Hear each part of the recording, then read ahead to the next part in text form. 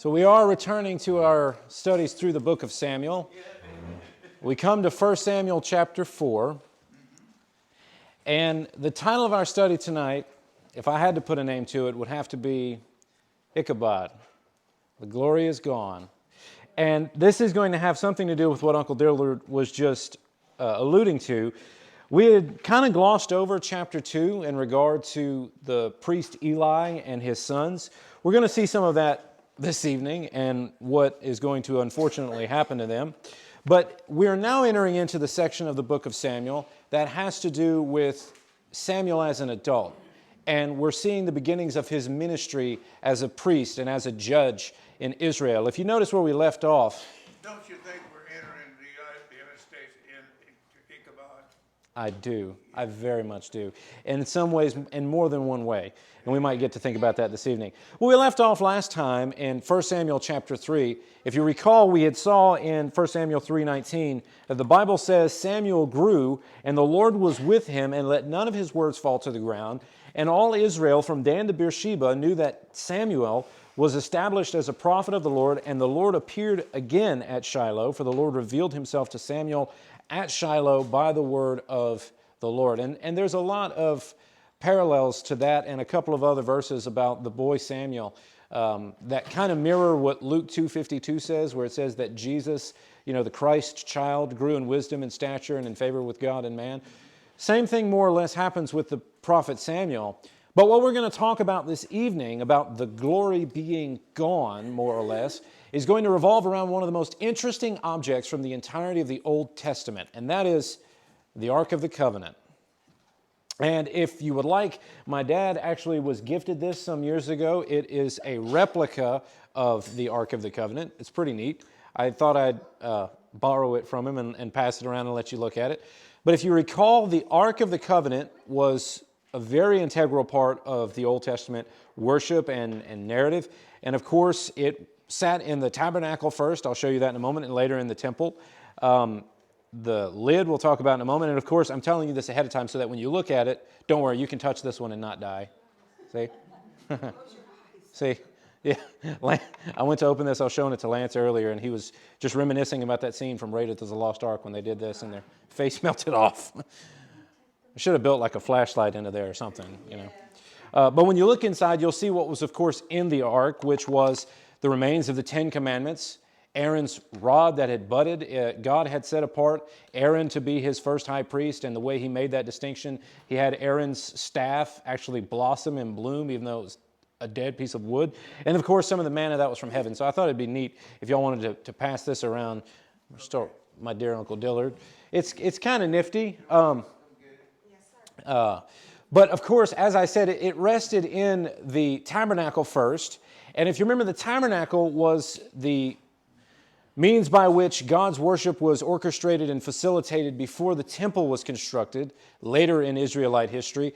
That's more or less what it looks like. If you ever get a chance to go to Eureka Springs, Arkansas, they actually have a full-scale replica of the tabernacle there at the Great Passion Play. If you've ever been to the Great Passion Play, Ariel and I are hoping to go back. We got to go there. We didn't get to actually see the play, but they have this full-sized thing, and there's a guy there who stays in character as Moses, which is hilarious because my wife's grandparents were just trying to shoot the breeze with him and talk to him like a normal human being, and they were like, how old are you? And he's like, I'm 2,000-something years old. He's just stuck in character. It was really interesting. And of course, the tabernacle itself was situated within the center of the Israelite camp because the whole premise of the tabernacle was something kind of like a teepee in that it could be moved, and God gave very, very specific and meticulous instructions about how it was to be moved. A better picture of it might just be in that kind of aerial view of it. There was a pattern for just about everything in the Old Testament worship. But this you can see where the different tribes of Israel sat according to God's direction around the tabernacle. And the tabernacle itself, we have talked about this in the past. You had the outer court, you had the holy place, and you had the most holy place. The outer court, as you see, that's where was the laver or the washing basin. That's where the bronze altar was. You go into the first curtain, and there was the holy place. There was the menorah. There was the table of showbread. There was the altar of incense. And beyond that was the most significant part of all of it, that being the Holy of Holies, or the most holy place. And that, of course, is where the Ark of the Covenant rested.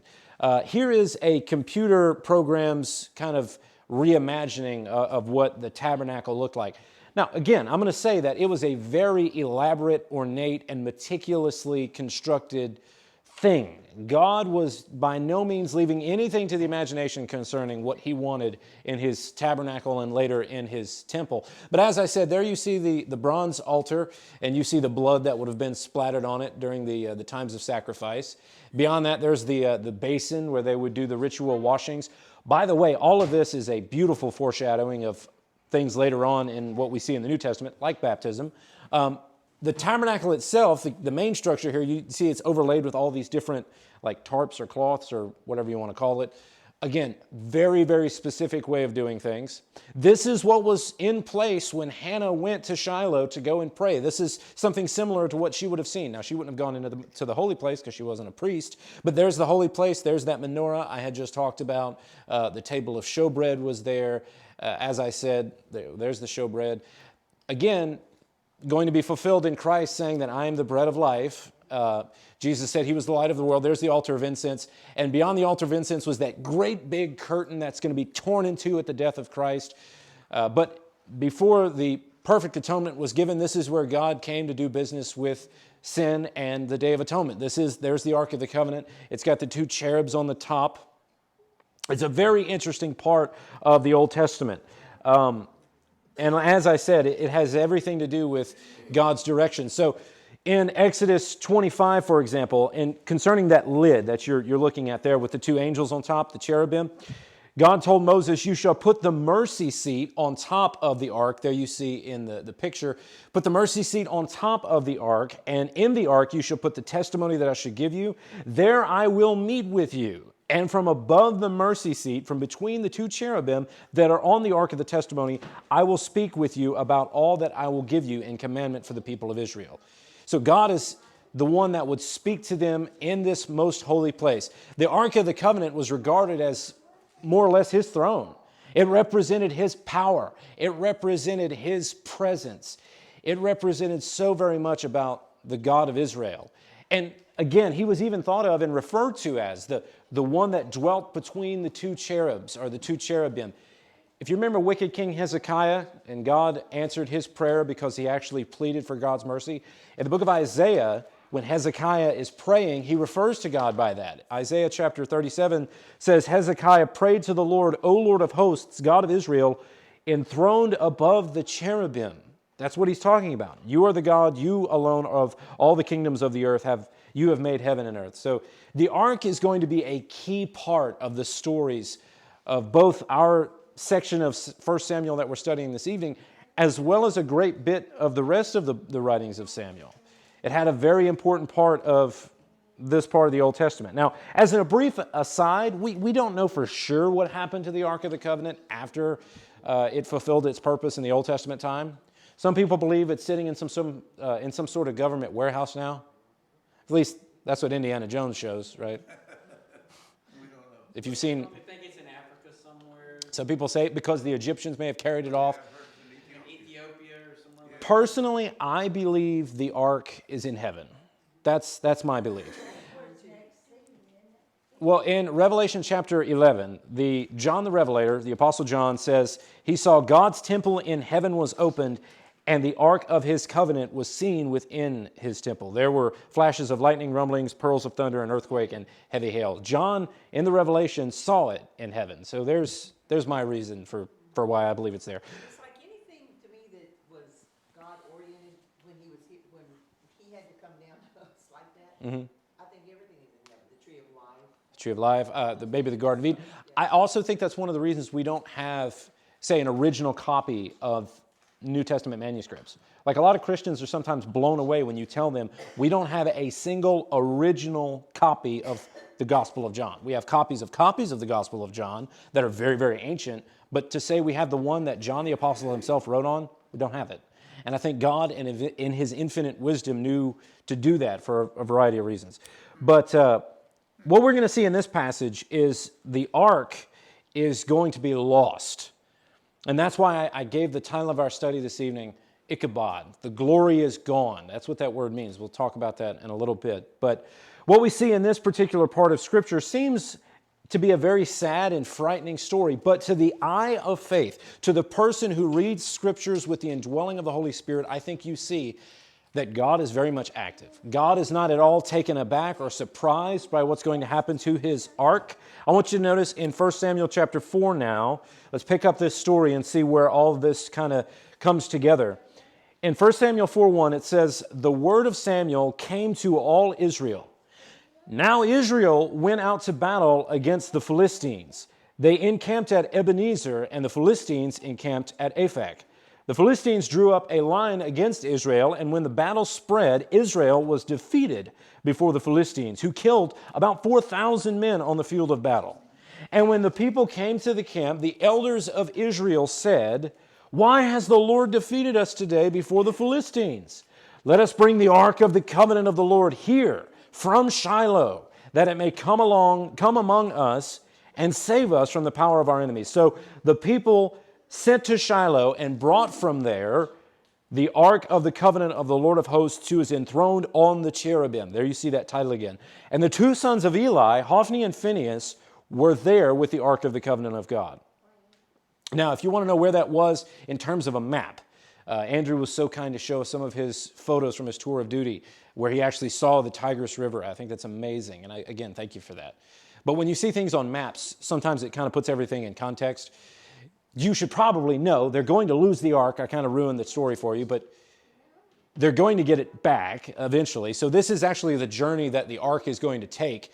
There is Ebenezer, and towards its west, there you see is Aphek. My laser doesn't work on the screen because it's a TV, not a projector. But that's the route that the ark is going to eventually take through the land of Philistia, the land of the Philistines. And eventually the Israelites are going to get it back. But this is more or less how far they took it. If you can't see, Shiloh is right there. They took it ways away from where it was supposed to be. And that is going to have something to do with why they are going to lose it, at least in my understanding.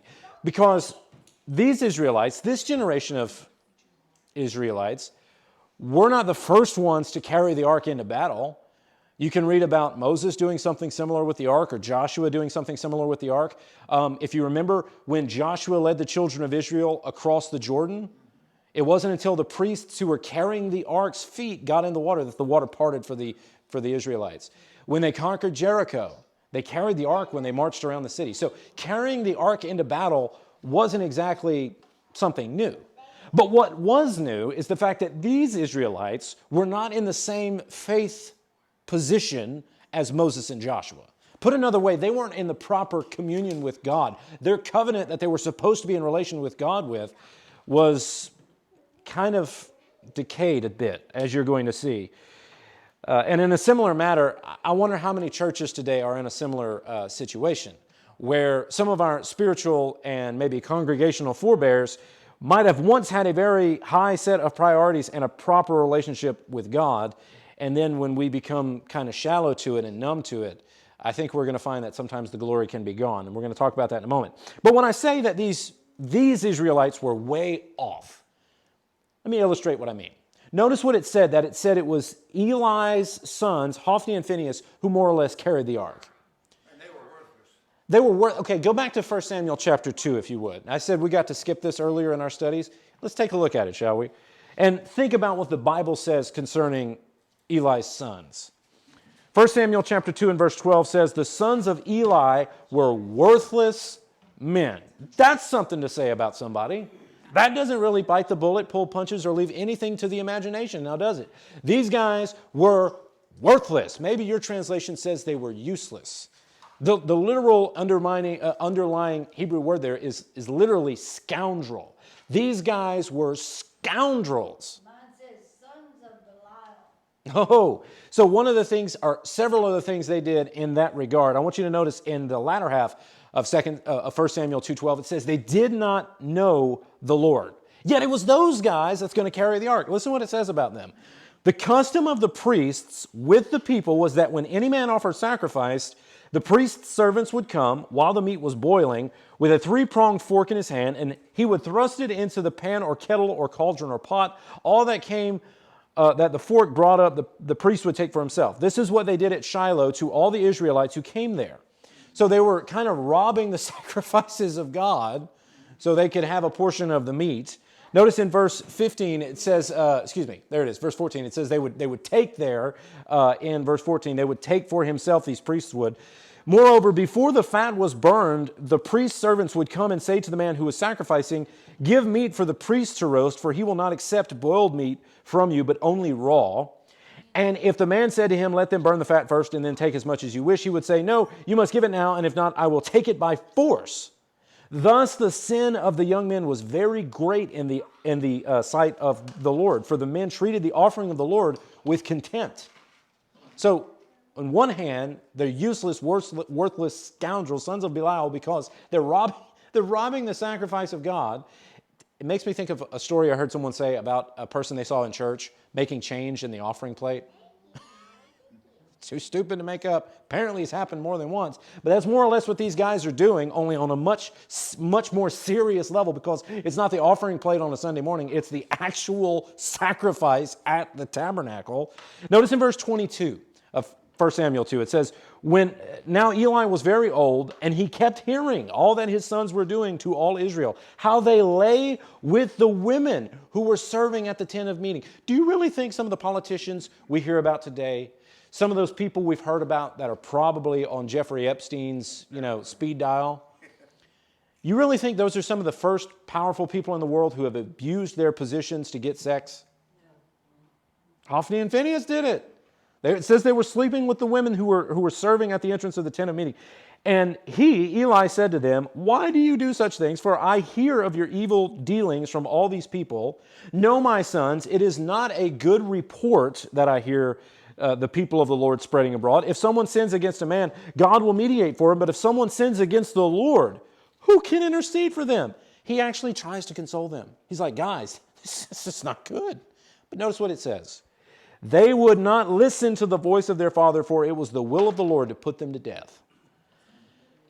Those guys were the ones carrying the Ark of the Covenant into battle. Never mind the fact they're taking it away from where God said to put it. God didn't tell them to take it into battle. And further, they're having, again, I cannot emphasize that enough, those guys carrying the ark. And there's no reason we should be surprised as to what happened to them later in 1 Samuel 4, because notice what it also says in 1 Samuel chapter 2 and verse 34. This that shall come upon your two sons, Hophni and Phinehas, shall be the sign to you. Both of them shall die on the same day. Now again, I say all of that to point out, these guys, these useless garbage guys, were the ones carrying the ark in the battle. That's about as insulting can get to God's ark. They weren't taking seriously the commandments of God, and in my understanding of this text, they only wanted to use the ark as some sort of spiritual hocus pocus. Oh, we're losing. Let's go get the ark. They weren't really worried about serving or fearing the God of that ark. They were going and getting the ark for the same reason if you ever got trapped inside an old B-rated horror movie and you're fighting a vampire, you might pull out a cross. It's supposed to scare away the vampires, right? But what I find interesting is even in some of those old vampire movies, I remember there's one from the late 80s called Fright Night. Comes to mind because in that movie, if you whip out a cross to a vampire, the vampire says, if you don't have faith, it doesn't hurt him. And I would almost kind of use that to say as much about Hophni and Phinehas in that if they didn't have a proper relationship with God, and they clearly didn't, the ark's not going to do them any good. They lose anyway, as you'll see. And I think they rightfully earned God's indignation towards them and the recompense that's coming their way. Let's pick it back up now in 1 Samuel 4 and notice what happens next. So they call for the Ark of the Covenant because they're losing against the Philistines, not because they're trying to call for God. They just want the Ark. Maybe they could have prayed. Maybe they could have examined the situation. No, they're just going to go send for the ark, even though they were told not to. Notice what it says in verse 5. As soon as the ark of the covenant of the Lord came into the camp, all Israel gave a mighty shout. Woo! So that the earth resounded. And when the Philistines heard the noise of the shouting, they said, "What does this great shouting in the camp of the Hebrews mean?" And when they learned that the ark of the Lord had come to the camp, the Philistines were afraid, for they said, "A god has come into the camp." And they said, "Woe to us, for nothing like this has happened before. Woe to us, who can deliver us from the power of these mighty gods? These are the gods who struck the Egyptians with every sort of plague in the wilderness." They're not stupid. They have a right to fear the God of Israel. But notice what it says in verse 9. "Take courage and be men, O Philistines, lest you become slaves to the Hebrews. And as they have been to you, be men and fight." So it actually just strengthens the Philistine resolve, and they're going to resolve to fight harder.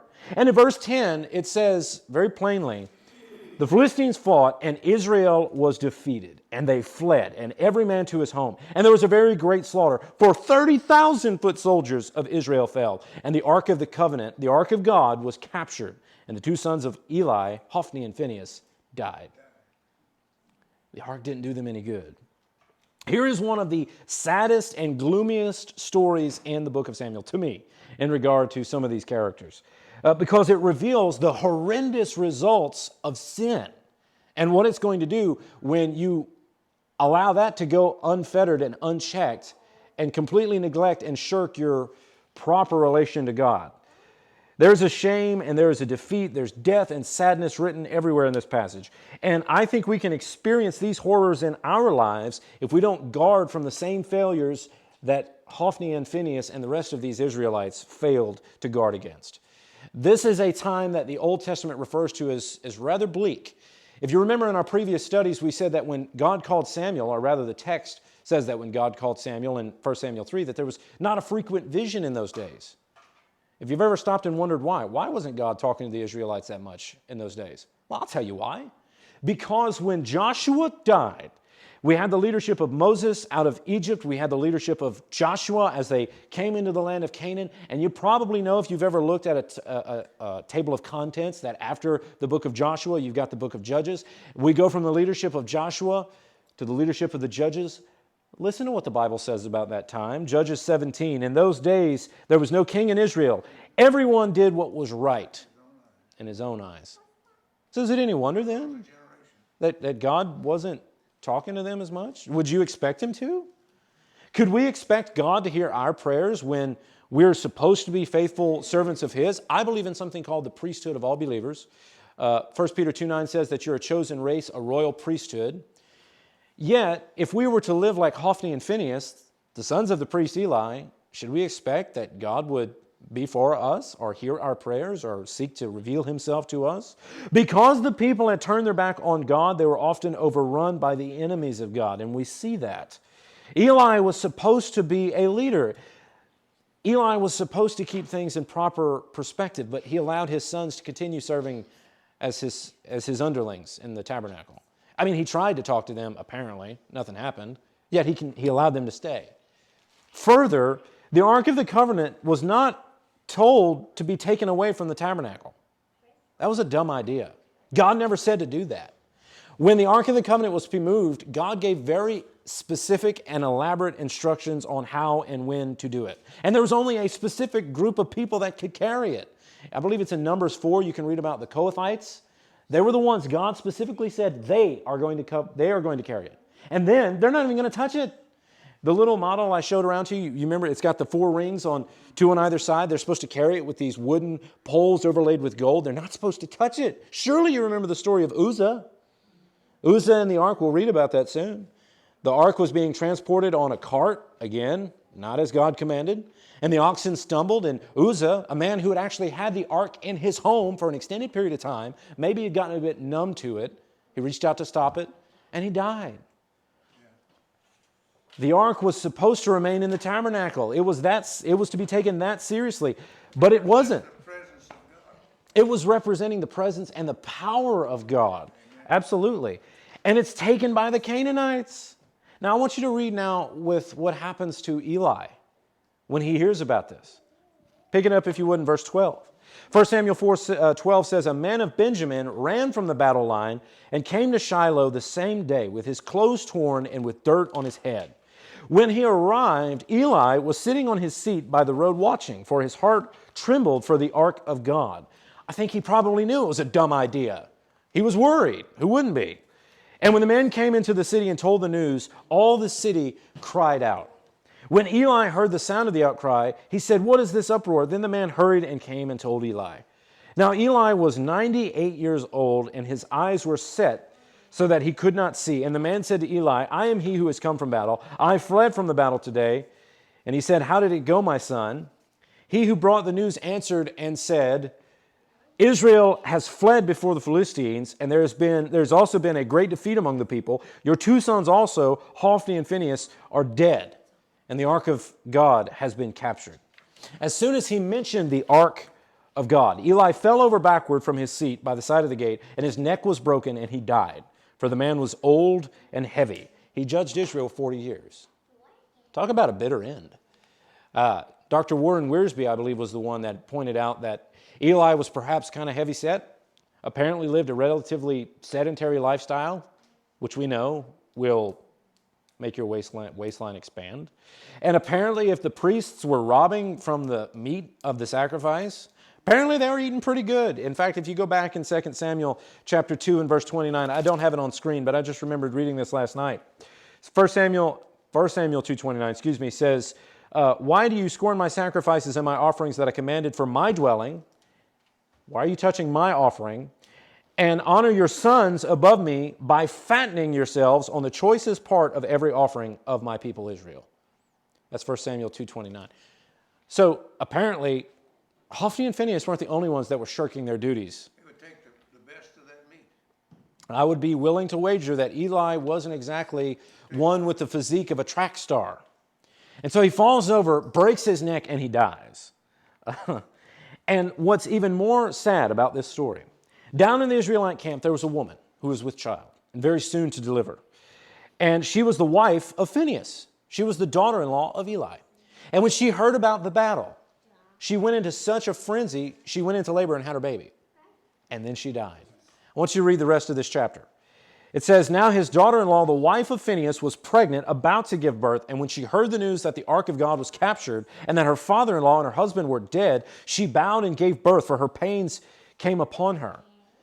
And notice what it says. "About the time of her death, the women attending her said to her, 'Do not be afraid, for you have borne a son.' But she did not answer or pay attention, and she named the child Ichabod, saying, 'The glory has departed from Israel, because the ark of God has been captured, and because her father-in-law and her husband,' and she said, 'The glory has departed from Israel, for the ark of God has been captured.'"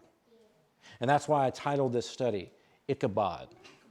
Apparently she was a lot more in tune with God than her husband, Okay, because it really burdened her that the ark was cut. It was bad enough that they got killed, but it bothered her that the ark of God had been captured. there is somewhere in my notes, Aunt Sheila, where I can't find it off the top of my head, because believe it or not, I actually don't read this entire thing.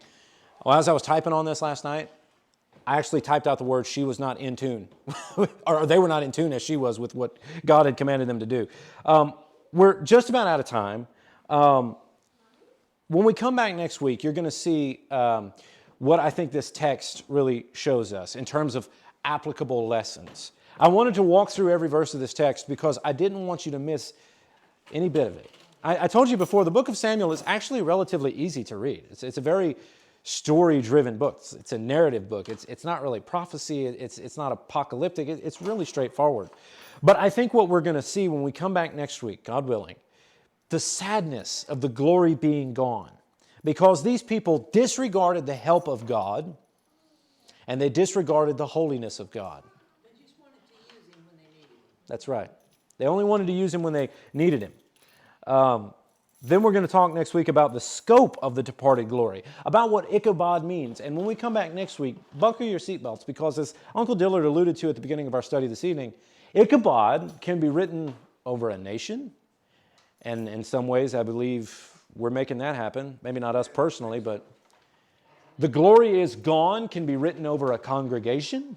It can be written over a house or a family. It can be written over an individual. We're going to talk about that. But there is a solution to this. There is a solution to the glory being gone. I know we're out of time, but let me leave you with two things. One is the fact that you cannot put God in a box. As you said, they only wanted to use him when they needed him.